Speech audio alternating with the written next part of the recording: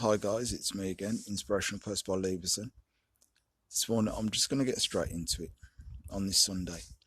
Um, I'd just like to know, what do you think about when you get older? Do you moan more, or should you really think that you should be nice and relaxed and easy and just taking things nice and steady? Or should you be traveling? Or what is it you want to be when you're older? When you come to that retirement age, how do you see your life panning out? Do you see as the moaning type, the grumpy type, the eccentric, or do you just see yourself as just as you've always been, just steady going through life, and then just waiting for that day to come, for the grim reaper to come and whisk you off to wherever? Because there are certain qualities that I see in older people. The qualities that I love of older people are they've got a hell of a lot of experience. They've got a wisdom about them. They have fantastic stories, and they also know how to tell you where not to go wrong and how to do things. So I think for me, I like the eccentric types. I like the type that don't really, care about getting old, and they just, if they want to dress in a certain way, they can dress in a certain way. If they want to dress like a punk, they can dress like a punk. But I do like the ones that have got a nice bit of character about themselves, that are a little bit or a lot strange, whatever that might be. Just they are just different from the norm. But you look at them and you think, okay, that's what I want to be like when I'm older. Because there are certain types of people that I see and I've known, and I still do know, that all they do is they moan and they complain. Not all of them, just a few, just a few, or just one in particular really. That I don't know if it's because they know they're getting closer to death, that they become very sort of angry. They become very sort of, you know what, I don't care. All I'm going to do is I'm just going to upset a lot of people, or I just want to have it where everything that I say is right. And if it isn't right and you don't agree with me, I'm just going to moan and complain about that and say that you don't know what you're talking about and it's nonsense and it's rubbish and this, that, and the other. And I hope that I don't become that person. I hope that I'm the person who's happy, the person that travels, the person that engages with the young, the old, the middle aged. And I hope that I'm the sort of person that people want to engage with, and the people that think, oh, you know what, yeah, he seems a bit eccentric, but you know what, he's just a lovely, nice, humble, cool man. That's what I'm looking at anyhow, and I hope I am. I hope that nothing happens where my mindset changes completely and I'm just going to be a grumpy old arse. I don't want to be like that at all. I just want to be the one that people say, you know what, come and sit down by me and have a discussion. And at the moment, I'm just sitting in my garden and there's robins and I've got the wind chimes, but it's a lovely day. And I thought, well, I'm just going to sit down, just nice and peaceful, take in nature, and just enjoy myself with this little bit of sun coming in and out, because it's a little bit overcast, but hopefully it won't rain. But if it does, it does. It's just one of those things. So yeah, I just hope.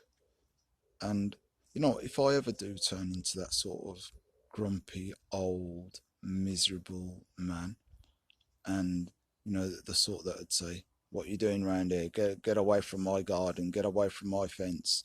To the young kids and that, shoo, get away. I hope that somebody comes and checks me and says, you know what is wrong? Don't you remember what it was like when you were young? Don't you remember when you had all that passion? Don't you remember what it's like for these young ones now to be growing up? Really, you should be like engaging with them and talking to them and telling stories of your life if they want to listen, and the things that you did. If you was a teddy boy, if you was a punk, if you was a rocker, if you was a hippie, if you were Rasta, if you were a hipster back in the day, whatever futurist, um, just anything from very spiritual to having that church mind, just to sit down and engage with people and just have a conversation with them, and hopefully you're learning them something, and you can learn from them as well, because just because people are young, it doesn't mean to say that you can't learn from them. Obviously you're going to have a vast more um, wealth of experience, of wisdom and knowledge and things of what to do and what not to do, but they can still also learn new things as well. And I think that's the beauty, because then you have got the balance between young and old. You've got that yin and yang thing going on. And as I say, to learn an old dog new tricks, for one thing, I'm not a dog, and tricks, I don't see it as tricks. I'm not a juggler, I'm not a magician. um, I can still take things on board. It might take me a little bit longer, because the older you become, sometimes you might find things a little bit of a struggle. But if you keep yourself active and if you keep yourself around young people, I don't think that, well, me personally, because there's me, I'm 54, and as you know, a little bit about my story, but even though I'm still going to tell little bits about myself, and I still keep myself active, I still run. I still run 7 miles, between 7 and 10 miles. I put the work in. I do yoga. I read poetry. I read books of about biographies, about coaching, about philosophy. Um, I read just an array of things. I read all different things, but I'm not going to be the sort of person that thinks, well, you know what, I've got to a certain age now, so I'm just going to stop. I'm going to stop learning. No, because there's just so much for me still to learn. There's still countries that I still want to go to. There's still people that I want to engage with. There's the likes of everybody that's listening to this that I want to engage with within 5 years when we meet in Costa Rica. Because being there before, one of the happiest places on the planet apparently, and just to get back there and to be in a beautiful location. And I think that the reason why I want to go back to Costa Rica, because it is the happiest place on the earth, and I'm a happy person, and I want all the like-minded sameness for the happy people to come along as well. As we're sitting down on the beach and we're talking about books, we're talking about poetry, we're talking about music, we're talking about creating things, we're talking about business, we're talking about all the good stuff that's going to make us grow as people still, no matter of age, no matter of colour, no matter of gender or creed, whatever it is, no matter of language, tongue, dialect, whatever it might be. We have got just to so much to learn from one another.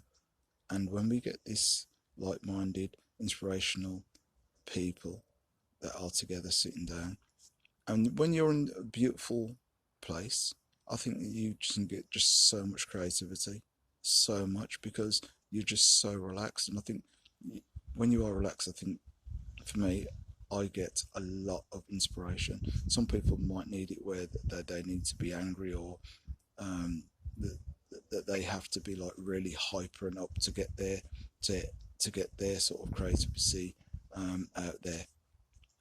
But for me, I'm completely opposite. When I'm relaxed, when I'm in the bath, when I've got my candles going, when I'm just probably just in a nice sort of state of calm and balance and reflecting, that is when all my ideas come to me.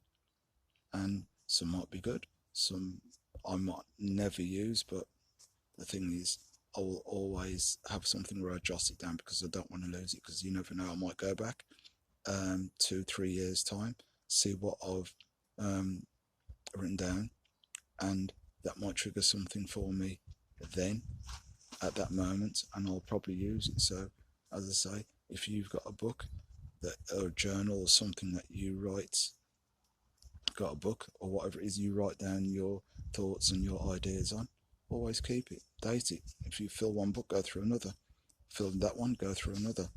But there's always ideas that can lead on to something absolutely fantastic. Even if it doesn't help yourself, it might help somebody else. So never throw anything away, because it's always going to come in handy at some point. Because don't forget, the generation that sometimes we could be living in now is that quick throwaway generation, where if as soon as it's broke, instead of them trying to mend it or fix it, they throw it away and throw money at it, throw money at something else. Creativity for me comes from when you're actually trying to fix something, or you're trying to make something, different, trying to, you know, instead of just spending money and throwing money at something, use your intellect, use your mind, use your body, use your soul, get a few people together and say, well, okay, what can we do? But I just hope that the older I become, I just hope that I just don't go down that road. But you know what? I can't see it. I can't see it. And I hope that a lot more people, when they get to a certain age, just do everything that they want to do. Don't feel that because age has hit you, that you are now just waiting for death.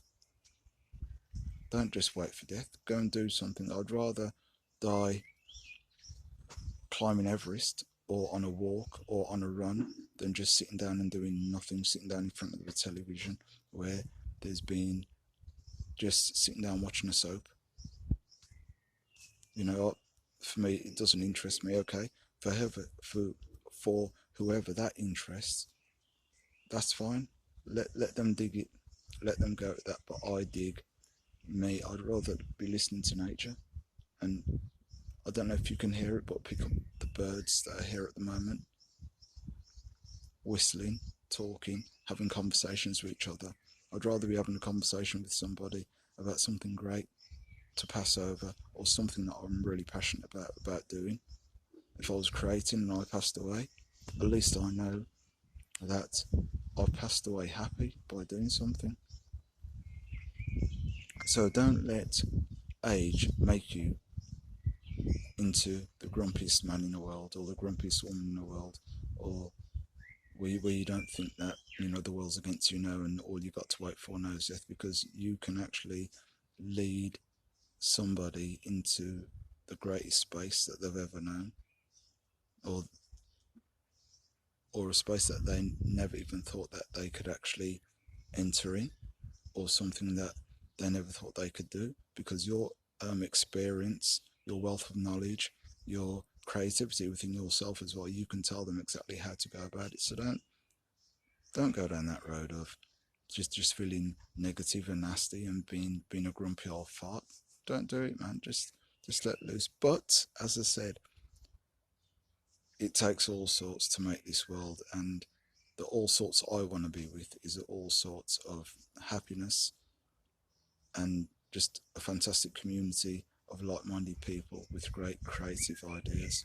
So just to let you know, I'm here daily, not the grumpy old man, but the eccentric guy that just enjoys the company of young creative people, older creative people, middle-aged creative people, be it man, be it woman, be it a younger person, but as long as they're happy enough to help themselves, do something, because we're here to help each other learn and grow and be the greatest people that we can be.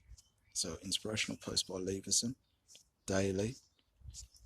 See you guys in 5 years in Costa Rica. So I'm going to get back now to my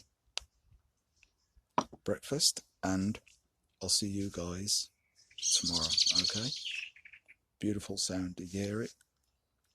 So I'll see you guys tomorrow. Take care. Have a great day. Enjoy.